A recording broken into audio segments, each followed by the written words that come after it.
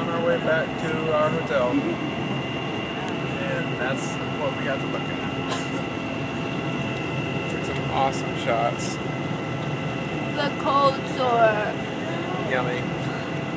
The lips. It's okay though. I think I may be experiencing the first signs of jet lag. No, I think it's the first signs of coffeeaholic crashness. Yeah, a combination of jet lag, 3 extremely hot cups of coffee, and too many buses, planes, And boats, automobiles. trains, planes, and automobiles. And that view just making me feel like I'm losing my mind right now. So we're gonna head back to our hotel and try to get some sleep, or I'm going to. I'll probably crash right as soon as I press this button.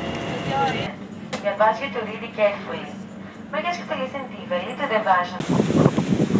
Second day.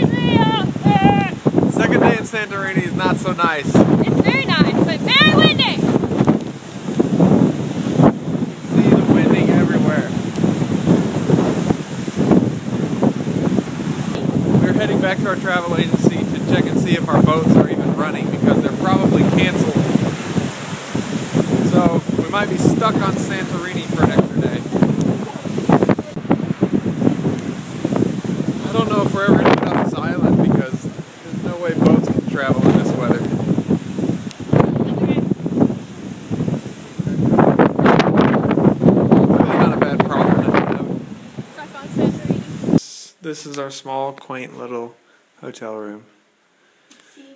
It's in the village, nothing fancy, but Why did I say see? because we don't know a lick of Aloha. we don't know a lick of Greek, so we have to speak some of the language. Takinis. No, tiganis. Tiganis. Tiganis and F. Hold on. Shh. F. Cristo. That was good. That was close. That was thank you. Oh, the wind!